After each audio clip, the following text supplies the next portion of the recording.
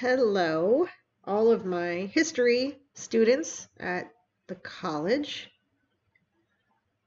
All right, I thought I would make a new video, an updated video, that hopefully more clearly shows you how to do college level research on online through the college website. So I'm going to walk you through this because this is something important that you need to know in any college level class. You are going to need to know how to do college level research. And to be simple, college level research includes using sources besides websites. In other words, most professors in college are going to be disappointed if in your bibliography you list a bunch of websites as what you looked for sources. Websites are superficial. They're too superficial to be good sources in a college level research project. If you go to a website about any topic, you're going to find very superficial information. You're not really going to find any in-depth information that is going to be valuable in a research paper for your professors. So when your professors ask you to do college level research, what they're asking you to do is to read information from either articles, maybe from an academic journal, or books. That's where all of the important information is going to be. If you think about it, a book is going to have hundreds and hundreds of pages of information that you can put into your research paper, whereas a website has one page of information. And most of that information is just superficial knowledge that isn't really considered research. So from now on, when your professors ask you to do a research paper, you don't even do a Google search. Don't even start with Google, because that's just going to bring you a bunch of web pages that are useless and just honestly nonsense. The other thing is that websites can be put up by anyone, and most of the websites that exist on the internet are put up by, let's just say, people that are not experts in that topic, whereas published books are published by people who are vetted, people who have experience and have done research on their topics and are more reliable. A website's not a reliable source. So like I always tell my students, websites are what you do when you're doing fifth grade level research. That's when you go to a website, when you're like in the fourth or fifth grade. But when you're in college, we don't need you to go to websites anymore. Websites, we're done with websites. You are all graduated from websites. So from now on, in any of your classes in your future college career, you should not be doing a Google search and bringing up some fifth grade level websites, which are information that's not even correct historically anyway. So that's my advice to everybody. Websites are evil and do not use them for research. Okay, so I'm going to show you how to find articles and books that are going to give you hundreds and hundreds of pages of information that you can put into your research papers that a website will never give you. So here's the college website. You can see it on my screen. If you go to Student Services, just hover over Student Services, you will see a link for the Hermann Memorial Library, which is our library. So let's open up the library website. All right, then you'll be brought to this search bar where you can search different topics to find articles, books, videos, and all kinds of information. Okay, these are the hours. Again, you don't really need to come to the college to do research on the library website. Most of the books in the library are not paper books. They're electronic books. We have hundreds of thousands of electronic books available to you. So that's why I'm going to show you how to find electronic sources. But a couple other things you can look for here. There's a lot of databases. Okay, there's frequently asked questions. There's also Ask a Librarian or Meet with the Librarian. If you're working on a project and you cannot for the life of you find information that you need for the paper, then all you have to do is click this link and you can actually ask a librarian to help you find resources. Feel free to do that. Don't be afraid to ask for help. If you cannot find resources you need from the librarian is more than happy to talk to you through this website. So please, please, please use this resource. Let's do a demonstration. I'll do a couple different demonstrations in this video to help students in my different classes. So let's start with my History 1228 class.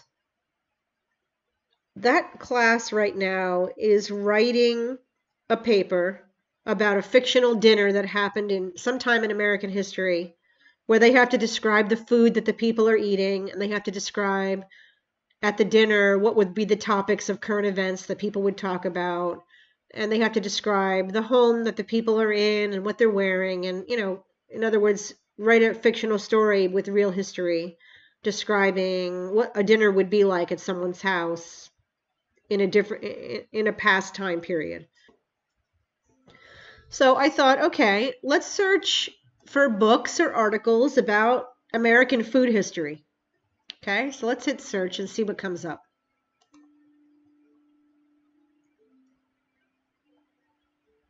Okay, so there's a bunch of books and articles that come up about the history of food in America. Now, you'll notice most of these books say available online. That means these are not physical books in the library. They're not paper. They are online books that you can access from your computer at home. Let's open up Food in the American Gilded Age. So if your dinner that you're writing about for your term paper has to take place, let's say, in the 1880s, during the Gilded Age, if that's the time period you got, let's look at what food would people have been eating in the 1880s. So the book comes up, right? And if you want to read the full text, you have to click the EBSCO Host Academic eBook Collection. So you're going to click this link here, EBSCO Host. And it's going to come up with the book. Now, it might ask you to log in to the library website. If you're off campus, you have to log in with the same username and password that you use for Brightspace. So whatever your username and password is for Brightspace, you will use to log in to the college library website. Okay, so here's the book, Food in the American Gilded Age, which is the post-Civil War era. All right, here's the table of contents. And there's different chapters. Here's an advice on table manners, 1870 to 1903.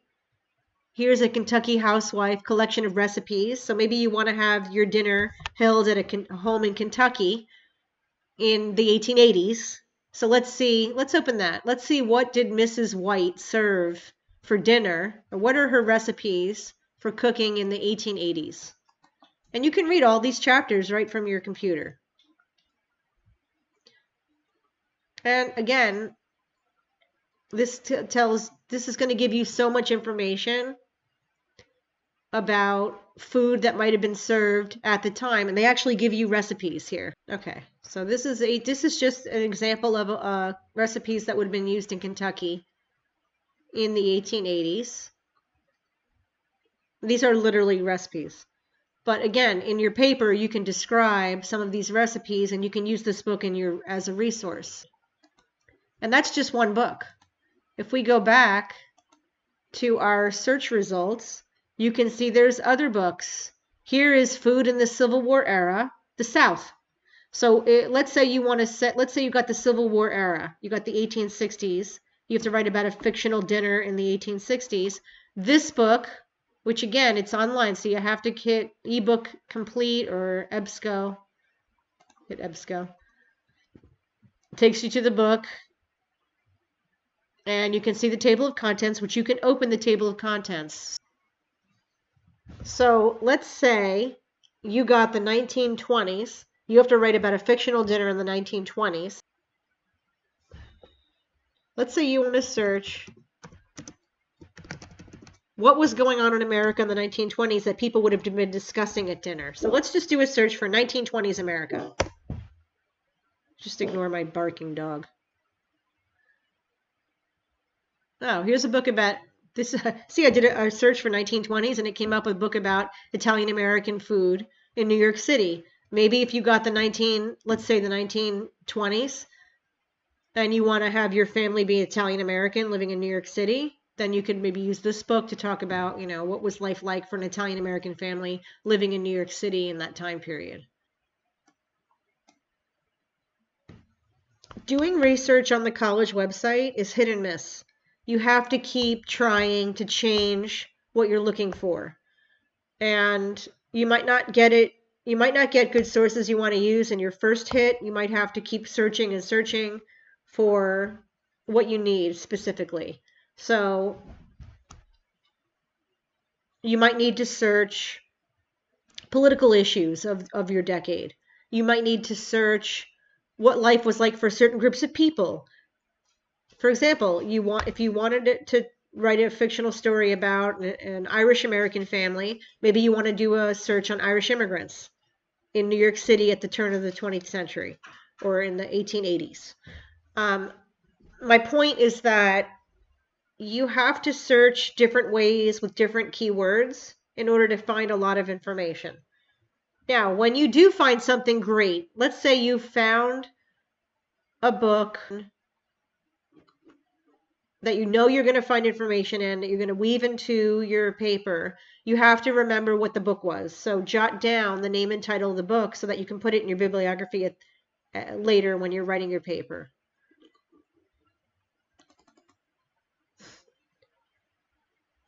All right, I'm going to move on to my more modern history classes. My modern history classes, my online classes, have to write a paper about a certain event in recent American history. And so let's say that you were assigned to research. Let's say you were assigned to research the first Earth Day in 1970.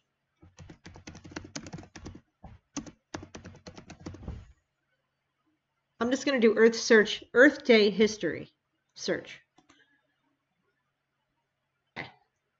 There are books about the man who founded the first Earth Day, Gaylord Nelson. So if you were to use this book, it would probably tell you his history, but also what led to the beginning of Earth Day, the organization of Earth Day. There's a video on the origin of Earth Day. You can use that as a source. You can watch that video, which you can see online.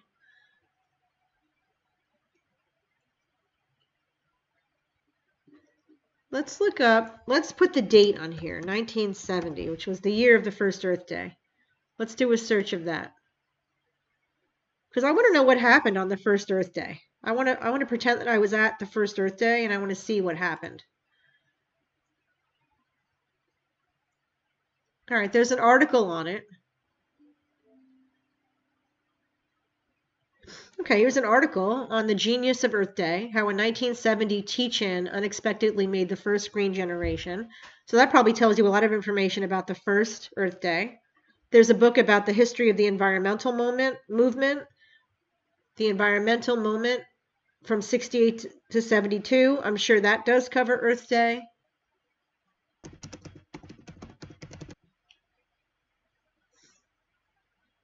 Okay. There are books on American environmental history that I'm sure touch on the first Earth Day. So you might be able to find descriptions of the first Earth Day through some of these books.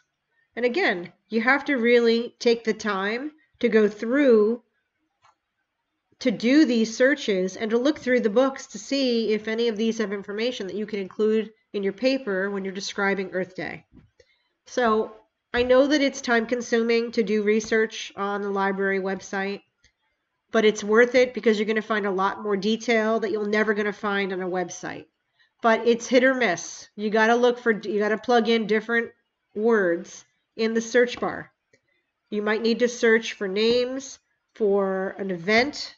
You might need to search general history, like the history of America in the Gilded Age, or the history of America in the Civil War era.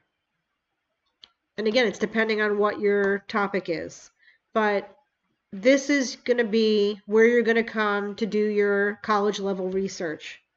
And you don't have to come to the campus to do this. You can have access to this website through any computer off campus. There's no limit to how long or how often you can look at these resources. They're just free resources for you as a student. So I hope that this video was more clear than the last video I made regarding doing college level research. But I encourage you all, when you're working on your research papers, to come to the college website, use the library search engine, and try to find books and articles or even films about your topics where you can get a lot of good historical detail.